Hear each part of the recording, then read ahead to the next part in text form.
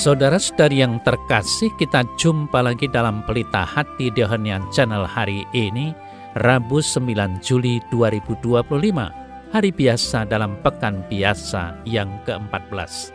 Bersama Saromo Thomas Suratno SC dari komunitas SC Teluk Betung, Bandar Lampung, mendengar dan merenungkan sabda Tuhan, yakni firman Tuhan yang tersurat dalam Injil Matius, bab atau pasal 10, ayat 1 sampai dengan ayat 7.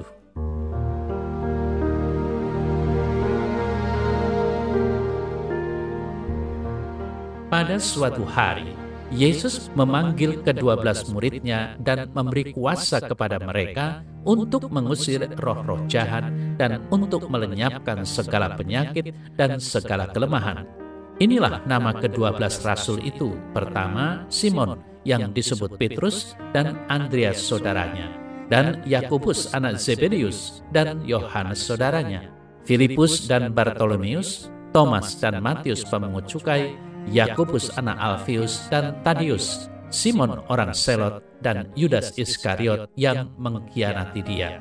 Ke-12 murid itu diutus oleh Yesus dan ia berpesan kepada mereka, "Janganlah kamu menyimpang ke jalan bangsa lain atau masuk ke dalam kota orang Samaria, melainkan pergilah kepada domba-domba yang hilang dari umat Israel. Pergilah dan beritakanlah, kerajaan surga sudah dekat."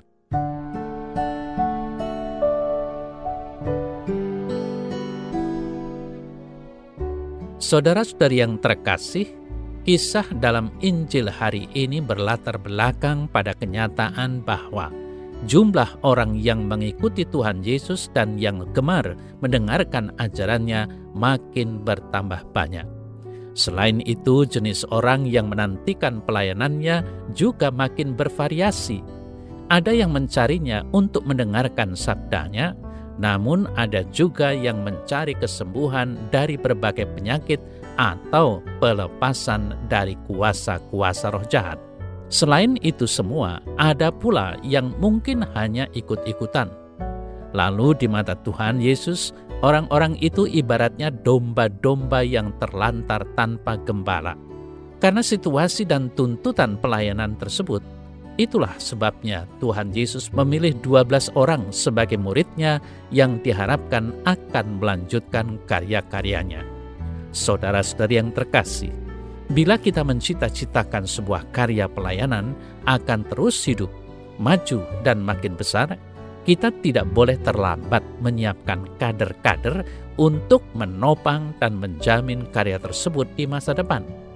Ingatlah bahwa Tuhan selalu menghendaki lebih banyak orang yang akan dilibatkan, dipersiapkan bekerja sama untuk melanjutkan karya-karyanya di dunia ini. Saudara-saudari yang terkasih, sadarilah bahwa sejak menerima baptis dalam nama Bapa, Putra, dan Roh Kudus, kita telah diangkat Yesus menjadi murid-muridnya atau rasul-rasulnya. Sehingga pada setiap akhir dari perayaan Ekaristi, kita semua mendapat tugas dari gereja. Kita diutus untuk membawa damai dan mewartakan kabar gembira kepada dunia atau semua orang yang kita jumpai. Saudara-saudari yang terkasih, di zaman sekarang tugas perutusan sebenarnya jauh lebih mudah kita laksanakan dibandingkan zaman 12 rasul dulu.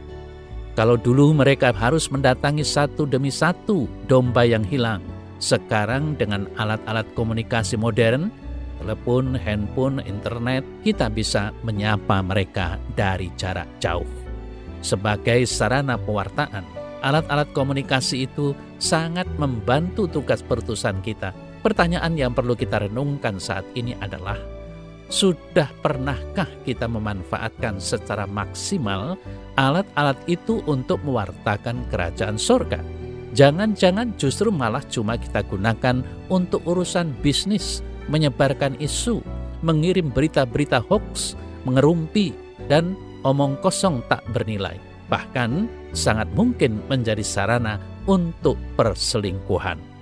Maka dari itu, saudara-saudari yang terkasih, marilah kita di satu pihak bersyukur atas kemajuan teknologi informasi dunia saat ini, tetapi di lain pihak kita pun dituntut untuk bijaksana dalam menggunakan sarana-sarana modern itu, sehingga kita tidak diperalat oleh mereka dan menjadi budak alat-alat komunikasi canggih itu.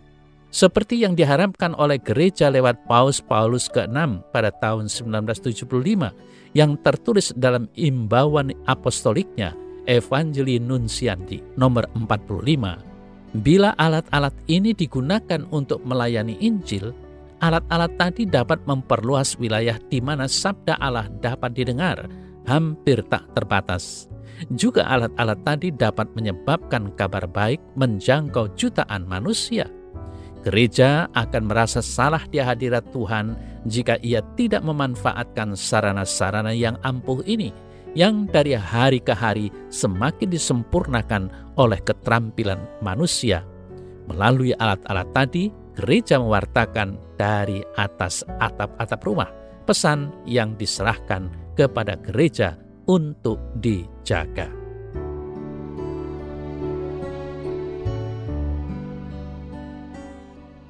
Dalam nama Bapa dan Putra dan Roh Kudus. Amin. Ya Tuhan Yesus, bantulah aku untuk dapat bekerja sama dengan orang lain dalam hal pewartaan Injil, dan berilah aku juga semangat untuk meneladan para rasul-Mu serta kebijaksanaan dalam menggunakan alat-alat komunikasi modern untuk mewartakan kabar gembira di zaman ini. Amin. Semoga Allah yang Maha Kuasa memberkati saudara dalam nama Bapa dan Putra dan Roh Kudus. Amin.